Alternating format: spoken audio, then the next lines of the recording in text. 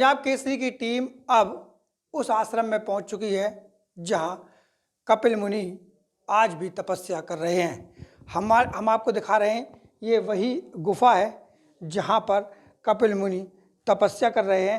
हम दिखा सकते हैं कि ये देखिए पूरी गुफा। यहाँ बताया जा रहा है कि जो इसके अंदर जल है वो पाताल से जुड़ा हुआ है और ये जल कभी भी ख़त्म नहीं होता। यहाँ की एक सबसे बड़ी बात यह है कि यहाँ के जल से आसपास के क्षेत्रों की जो भूमि है या खेती है उस पे जो कीटाणु लग जाते हैं, इस जल से वे कीटाणु मर जाते हैं। हम यहाँ के पंडित जी से बात करेंगे और इस गुफा के बारे में सब कुछ जानेंगे। क्या नाम है आपका? दिनेश चंद्र गोस्वामी। गोस्वामी जी जी। ये कपिल मुनि का आश्रम है जी। ये गुफा है जी। इसके बारे में बताइए, क्या है पूरा इसका इतिहास? इसके बारे में पूर्वजों का कहना और हम भी मानते हैं कि भगवान कपिल मुनि अब मानुष रूप में तपस्या करते गुफा के अंदर, और उसके अंदर बहुत प्रकाश है।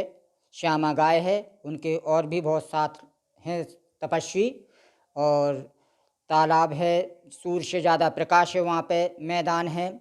और इस जल की विशेषता आज वर्तमान में है कि यहाँ जो आसपास क्षेत्र में और ज़िलों में जो भी फसल होती जिस समय उनमें जो भी रोग होता है तो इनके जल लेने से, दुआ से वो रोग ठीक हो जाता है। जो दवा से काम नहीं होता है वो दुआ से काम होता है।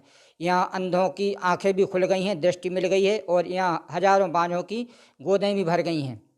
तो यहाँ पे जो गुफा है जी, उसमें जल हमेशा रहता इसमें है? जल हमेशा रहता है।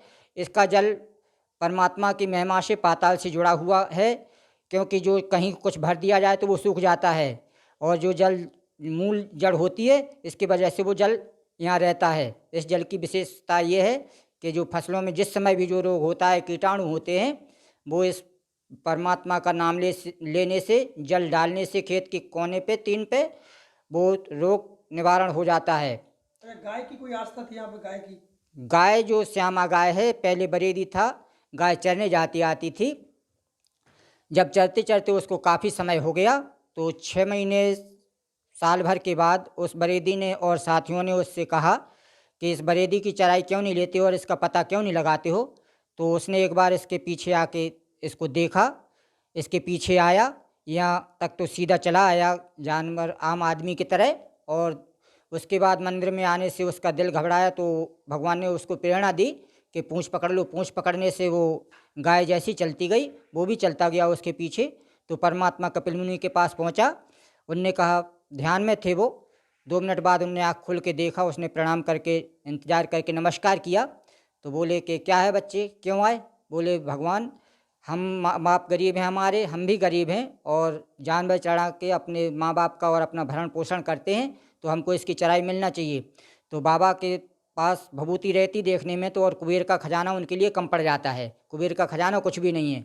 तो उनने भभूत भर के ऐसी दे दी, उसके मोती बन गए। तो मोती उसके माँ बाप ने भी कभी नहीं देखे थे, ना उसने। ज्वार जैसे दाने होते हैं वो घर पे लेके गया। तो घर पे उसके माँ ने पहले ज्वार की कौरी बहुत चुराते थे, तो उसने जुड़ई समझ के उनको चुरने के लिए रख दिया मिट्टी के बर्तन में। चुराई कुछ समय तक, वो उनमें कुछ फ़र्क नहीं पड़ा, कुछ समय और चुराई तो नहीं चुरे। तो उसकी माँ ने गुस्सा के मारे उसको ज़मीन से अपने हटा के अपने कूड़ेदान में डाल दिया, और कचरे में घूरा बोलते जिसको। फिर मोहल्ले में कोई बानिया रहता था, तो बानिया होशियार होता है, सुबह दिशा मैदान के लिए 4 बजे ब्रह्म मुहूर्त में वो जाता था। दूसरे दिन वो निकला तो सब जगह अंधेरा था, उस जगह उसे बगल से वो मोती चमकते दिखाई दिए। तो उसने वहाँ जाके देखा, उन मोतियों को उसने जितना उठ सका उठाया। उठाने के बाद पता लगाया ये किसके घर से आई घूरा राख। तो वो बताया मोहल्ले वालों ने, उसके पास गया, उसकी माँ के पास, उससे पूछा तो उसने वही बात दोहराई कि वो बाबा ने ख़राब जुड़ई दे दी थी और हमने चुराई, वो चुरी नहीं, हमने फेंक दी।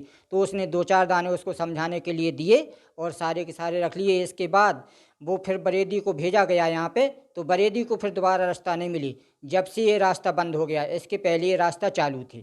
तो ये थे हमारे साथ यहाँ आश्रम के पंडित जी। इन्होंने बताया कि इस मंदिर और आश्रम की ये कि यहाँ जो जो लोग आते हैं वो अपनी मनोकामना यहाँ पर लगाते हैं तो वो पूरी होती जिनकी आंखें चली गई, अगर वो मनोकामना आंखों के लिए मांगते हैं तो वो भी पूरी हो गई।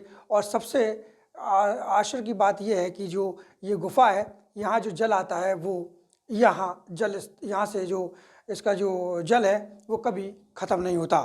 वीडियो के साथ मोहम्मद शहजाद, पंजाब केसरी, झांसी। हमसे जुड़े रहने के लिए हमारे YouTube चैनल को सब्सक्राइब करें और नई वीडियो की नोटिफिकेशन के लिए बेल आइकॉन को दबाएं। अगर आप ये वीडियो Facebook पर देख रहे हैं तो लाइक जरूर करें और ज्यादा से ज्यादा शेयर करें। धन्यवाद।